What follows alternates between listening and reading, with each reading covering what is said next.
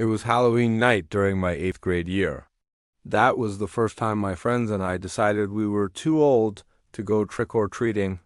For the past 10 years, Halloween meant running through neighborhoods with pillowcases full of candy.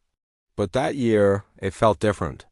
Most of my friends decided to stay home, hand out candy, or just scroll on their phones. But my best friend, Evan, and I weren't ready to let the night go to waste. We wanted to do anything more exciting than sitting inside, so we came up with an idea. Evan had heard rumors about an abandoned tunnel deep in the woods south of town. Some people said it used to be part of an old mine.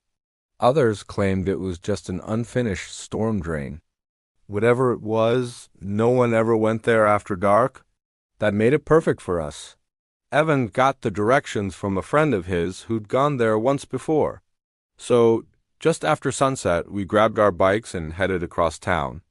As we rode, we passed clusters of kids in costumes and parents walking behind them, but the farther we got, the emptier the streets became.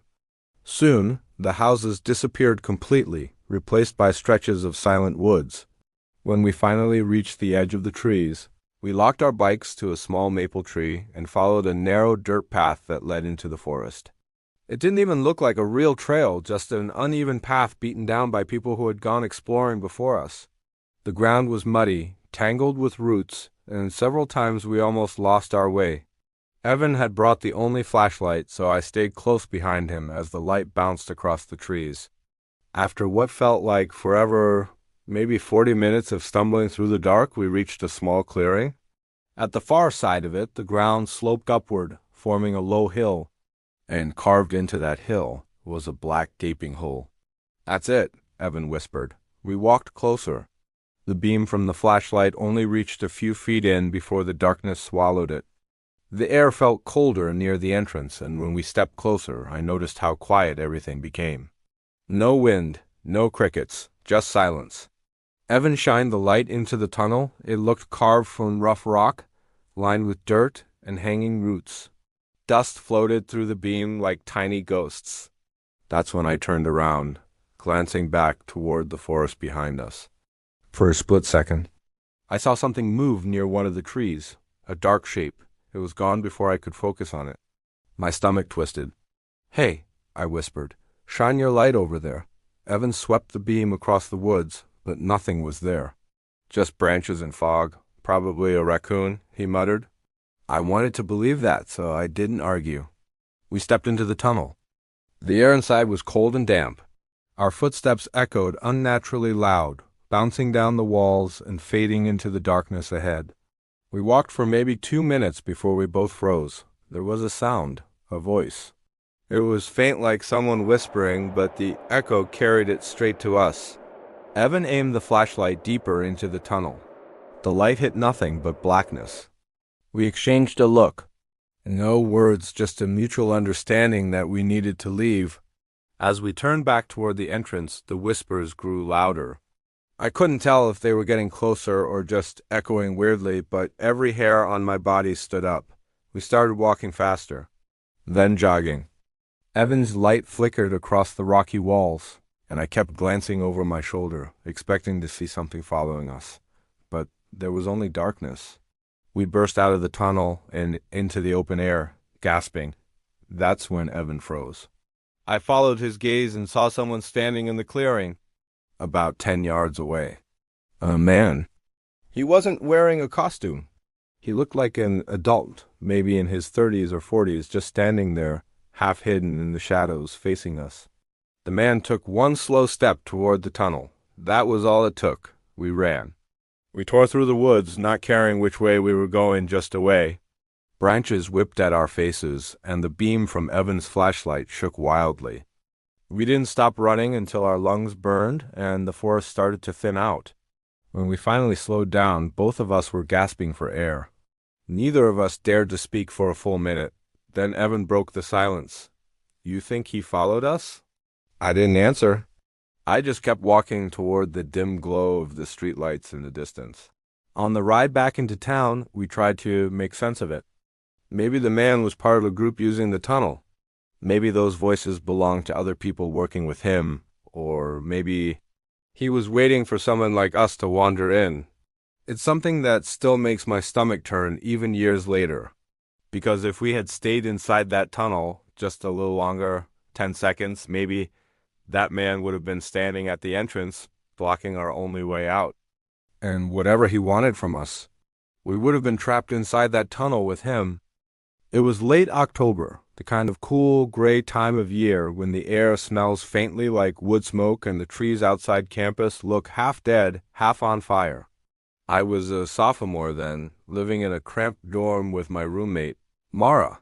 She was the kind of person who could walk into a room full of strangers and leave with 3 new best friends. I wasn't. I liked quiet things, movies, books, sitting in bed with headphones on pretending the world didn't exist. But that weekend was Halloween, and Mara wasn't about to let me hide away. "Come on," she said, sprawled across her bed in a witch hat. "You never go out one night." "That's all I'm asking." At first, I laughed it off. "No way, I'll just watch something spooky here." She pouted dramatically, as if I'd just told her I hated puppies. "Please, it's not even a frat party, it's just some friends." "You'll have fun." After 10 minutes of pleading, bribery, and a little guilt-tripping about how I was too young to be 80, I gave in. Fine, I'd go. That evening, I pulled together the laziest costume imaginable, a white bedsheet with holes for eyes.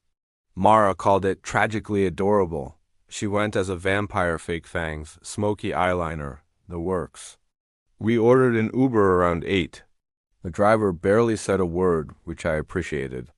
Outside my window, the campus lights faded, replaced by long stretches of road and the kind of darkness that seems to swallow sound. Then, out of nowhere, there it was, the house. It sat alone at the end of a narrow road, glowing orange and gold under strings of lights. Plastic skeletons dangled from the porch. A giant, inflatable pumpkin waved in the wind. "See?" Mara grinned. "Festive." Inside, the place was surprisingly chill. Music played low from a Bluetooth speaker. People laughed, danced half-heartedly, and drank cheap punch. There couldn't have been more than 15 people total. It was actually kind of nice. I even smiled a few times. By 1 in the morning, though, I was done. My head buzzed from the noise, and my eyelids felt like sandpaper. Mara, on the other hand, was just getting started. She was sitting cross-legged on the floor, giggling with a red Solo cup in her hand. When I told her I was leaving, she waved me off. "Well, I'll crash here," she said. "Go ahead, sleepy ghost. Are you sure?" I asked. She nodded, still smiling. So I shrugged on my jacket and stepped out into the night. The air was colder than before, sharp, biting. The road stretched long and empty in both directions, vanishing into fog at the edges. I opened the Uber app. The price made my stomach drop $30 for a 10-minute ride. I checked my balance. $27 left until payday. Perfect. I stuffed my phone in my pocket. "It's not that far," I muttered. "I can walk." And for a while, it wasn't bad. The streetlights were spaced apart like dim pearls on a string-one patch of light, then a stretch of darkness. My shoes crunched against gravel. I could hear the soft hum of crickets and the rustle of dry leaves in the trees. It was quiet, peaceful almost. Until it wasn't. At first, I thought I heard another set of footsteps behind me. Soft, slow, then gone. I turned around. Nothing. Then I saw a car parked at the side of the road about 50 yards back. Old and boxy, its windows dark. Had it been there before? I couldn't remember passing it. I walked faster, trying not to look back. But after a few minutes, curiosity got the better of me. I turned around again. The car was closer. My stomach flipped. I told myself I was imagining it, that maybe it had been parked that way all along. Still, I sped up. For a while, I didn't look back.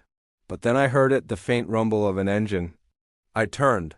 The car was moving now, creeping through the fog, headlights off. It rolled to a stop beside me. The driver's window slid down with a mechanical whine.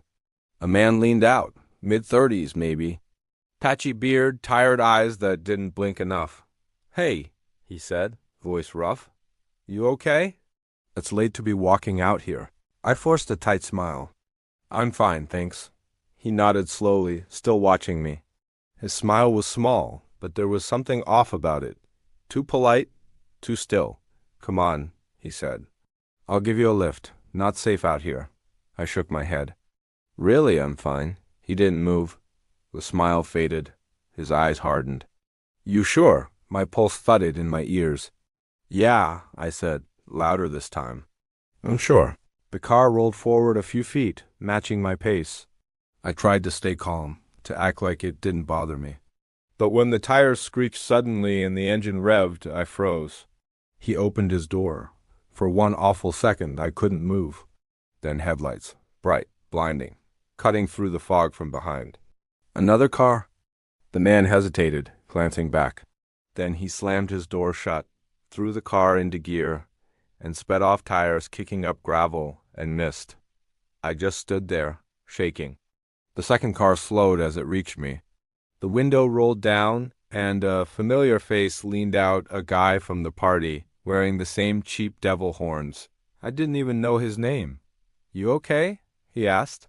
I could barely speak. "Can you take me back to campus?" He didn't ask questions, just nodded and unlocked the door. The drive back felt endless. Neither of us talked much. The radio hummed softly, something slow and mournful. Outside, the fog drifted past like pale ghosts. When we reached the dorm, I mumbled a thank you and stumbled out before he could say anything else. Inside, the silence was almost too heavy. I locked the door, double-checked it, then sat on my bed with my hands still trembling. Mara wasn't back yet. Her bed was neatly made, her phone charger dangling off the desk. I just sat there for a long time, staring at the wall, listening to my heartbeat in my ears. I didn't sleep much that night. Every time I closed my eyes, I saw his face, the way his smile didn't reach his eyes, the way his voice went flat when I said no. And that moment when he opened the door, like he'd already decided what would happen next. Even now, years later, I can still picture the fog on that road. I can still hear the low hum of his car engine and the crunch of gravel under my shoes. I've told this story a few times, but I never know how to end it. Because there isn't really an ending. Nothing happened, technically. I wasn't hurt. I got home safe. But sometimes late at night, when I'm driving and see a car following a little too long in the rearview mirror, that old feeling creeps back, the same one I felt on that road. That slow, creeping certainty that someone somewhere was watching, and that maybe they hadn't finished what they started. It had been nearly 2 hours, and not a single trick-or-treater had shown up. When I finally stood up and looked outside, the entire street was empty, eerily quiet. Maybe Halloween wasn't as popular as it used to be, but I still hoped for at least a few kids to stop by. So I kept the candy bowl ready, lights on, and a movie playing in the background. It wasn't until around 6:30 p.m. that I finally heard my doorbell ring. Excited, I got up, grabbed the bowl, and headed for the door only to freeze mid-step. Someone was already looking through the gap of my slightly open door. They were wearing a full white mask that covered their entire face except for their eyes. I stood there, uneasy. Still, I opened the door wider and held out the candy bowl. "Take a handful," I said, trying to sound normal. They reached in slowly. That's when I realized this person was alone. Most kids came in groups, laughing, running around. But this one just stood there, completely silent. Up close, I noticed they were taller than most children, and the eyes behind that mask weren't those of a kid. The whites were bloodshot with dark circles beneath. Their stare lingered too long. I brushed it off, assuming it was just some older teen still clinging to the holiday spirit. After all, no one else had come by. When the masked figure finally walked off, I set the bowl down and returned to the couch, trying to focus on the movie again. About 15 minutes later, I heard something, a faint creak, like a footstep, right outside my door. Thinking it was another trick-or-treater, I got up, but as I turned around, my heart nearly stopped. The same person, the one in the white mask, was now inside my house, standing silently near the front door. I froze. "Can I help you?" I asked cautiously. They didn't respond. They just stood there, staring at me through those hollow eye holes. After a few tense seconds, the masked figure slowly stepped backward and slipped outside. I didn't move for a good minute. When I finally went to the door, I saw them walking down my driveway, but glancing back at me over and over, as if making sure I was watching. That's when fear really sank in. Whoever that was, it wasn't some harmless teen. It was an adult, and they just walked into my house uninvited. I locked the door and grabbed my phone. I didn't feel safe, not with some stranger creeping around the neighborhood on Halloween night when kids were still outside. I started to call the police. But before I could finish dialing, I heard footsteps again, right outside my door. This time, no ringing, no knocking, just quiet movement. I approached slowly and peeked through the peephole. A man stood there, mid-40s maybe, wearing regular clothes, a brown long-sleeve shirt and jeans. He called out, "Hello? I'm looking for my kid. Have you seen them?" Something about his tone didn't sit right with me. I didn't answer. He waited, then leaned closer to the door. The porch light caught his face and my stomach dropped. The same bloodshot eyes, the same dark circles. He wasn't looking for a kid. He was the person behind that white mask. I backed away quietly, heart pounding, and continued the call from the next room. When the police arrived a few minutes later, the man was gone. But during their search, they found something chilling, a white mask and a black hooded costume tossed into the bush beside my house, as if someone had ripped them off in a hurry. It was obvious he had changed clothes and tried to act like someone else to trick me. They searched the area, but he was nowhere to be found. That night still haunts me. I can't stop thinking about what might have happened if he hadn't left, or if I hadn't locked that door fast enough. He showed up 3 separate times, watched me, entered my home, pretended to be someone else. There's no doubt in my mind he had something dark and dangerous planned that Halloween night.